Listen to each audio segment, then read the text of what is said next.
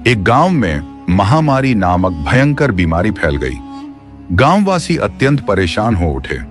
उस घातक रोग से लोग मृत्यु को प्राप्त होने लगे। न भोजन के लिए अन्न उपलब्ध था और न ही पीने के लिए जल। ऐसी विकट स्थिति में उसी गांव का यमन नामक एक व्यक्ति आगे आया। उसने अपने समस्त सुख का त्याग कर सबको बचाने का संकल्प लिया। गांव की भलाई के लिए उसने समस्त दुख अपने ऊपर ले लिया और अपना समस्त सुख छोड़ दिया। उसने अपना संपूर्ण जीवन गांव की सेवा में अर्पित कर दिया और अंततः पूरे गांव को बचा लिया। नॉलेज ट्रू टीवी में आप सभी का दिल से स्वागत और सम्मान करता हूं। दोस्तों, यदि आप मेरे YouTube चैनल पर नए हैं तो कृपया एक लाइक और सब्सक्राइब जरूर करें।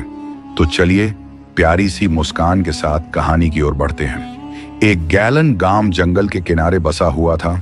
वहां की धरती उपजाऊ और उस जमीन से मीठा पानी निकलता था। लोग बड़े प्रेम पूर्वक मिलजुल कर रहते थे और मेहनत से काम करते थे। यमन इस गांव का सबसे सुंदर, साहसी और नेक दिल का व्यक्ति था। वह हर किसी की सहायता के लिए तत्पर रहता था, इसलिए गांव वाले उसे जी जान से बहुत ही पसंद करते थे। बस एक दोसा पहलवान उसे पसंद नहीं करता था। वह उससे जलता था, फिर भी यमन उसे पूरा सम्मान देता था। दोसा का बेटा तो यमन की गोद में खेलकर ही बड़ा हुआ था। दोसा की पत्नी इरना यमन को बड्ढा भाई मानती थी। एक बार गांव में एक परदेसी ने आकर डेरा डाला। उसकी बातों में बला का जादू था। धीरे धीरे उसने लोगों को गुमराह करना शुरू कर दिया। यमन लोगों को समझाना रहा, पर उसकी कौन सुनता। परदेसी लोगों में फूट डालकर चलता बना।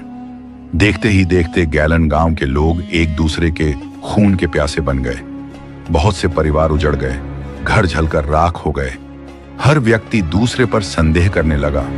डर के कारण लोगों ने खेतों पर काम करने जाना बंद कर दिया। अब तो खेत जंगल बन गए, जिस पर ऊंची कटीली झाड़ियां खड़ी हो गईं।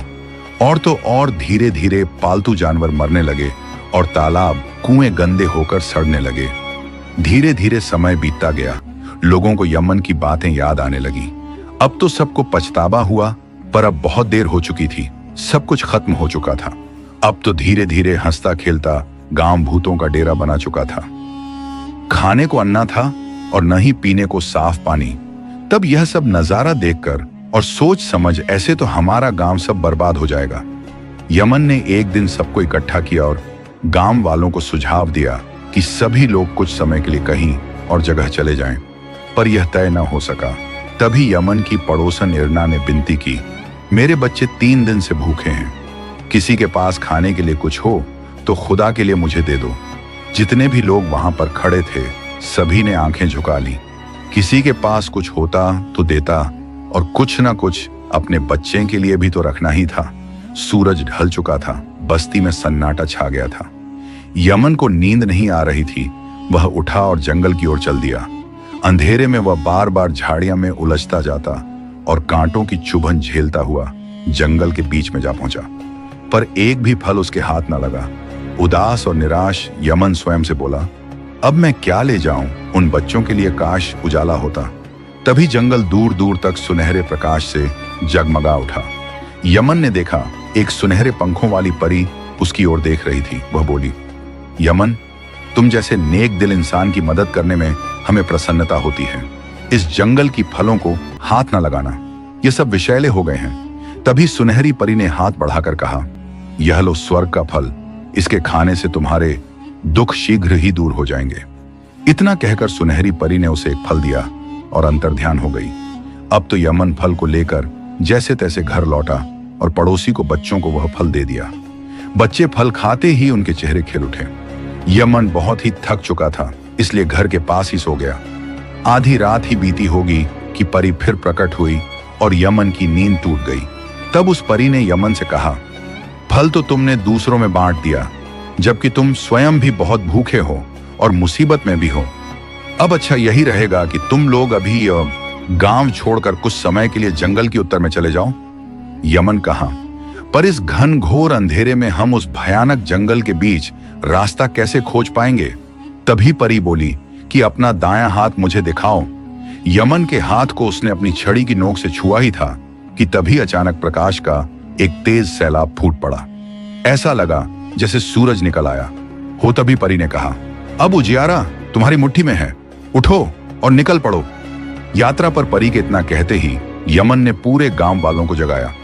यमन के हाथ से प्रकाश फूटता देखकर सभी गांव वाले चकित थे।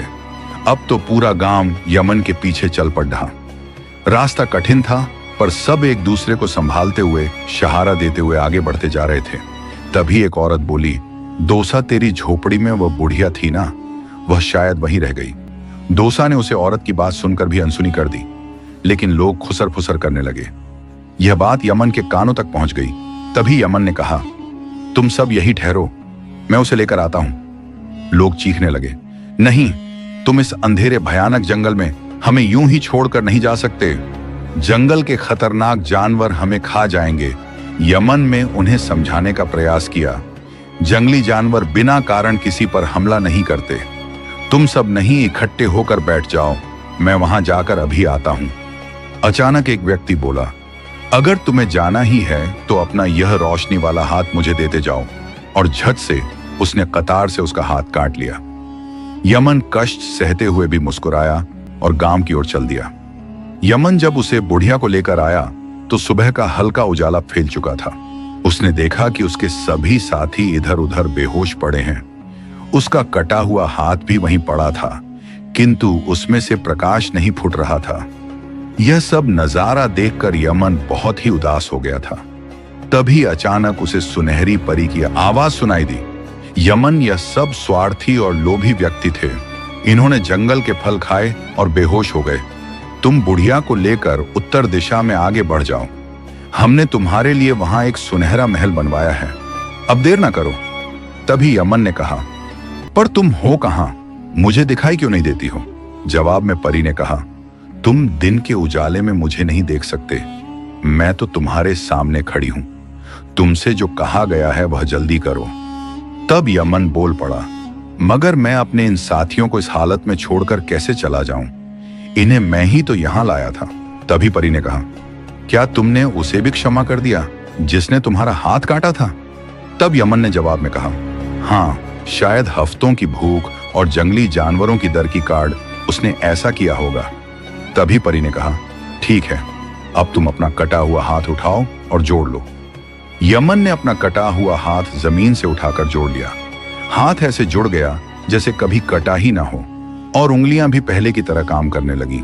तभी परी ने कहा, यह हाथ तुम जिसके भी सर पर रखोगे वह भला चंगा हो जाएगा। तुम्हारी इस हाथ में अनोखी शक्तियां आ जाएंगी। और इतना कहकर सुनहरी परी गायब हो गई। परी के जाते ही कुछ पल के लिए जंगल में सन्नाटा छा गया। यमन स्तंभ खड़ा रहा। तभी बुढ़िया ने कहा, बेटा, अब इन दुष्टों के सर पर अपना हाथ फेर दो। और यमन ने वैसा ही किया जैसे ही यमन ने हाथ फेरा। सब यूं उठ खड़े हुए जैसे गहरी नींद से जाकर उठ रहे हों। यमन के हाथ को काटने वाले युवक ने यमन के पांव पकड़ लिए और फूट फूट कर रोने लगा। यमन ने उसे उठाकर अपने सीने से लगा लिया।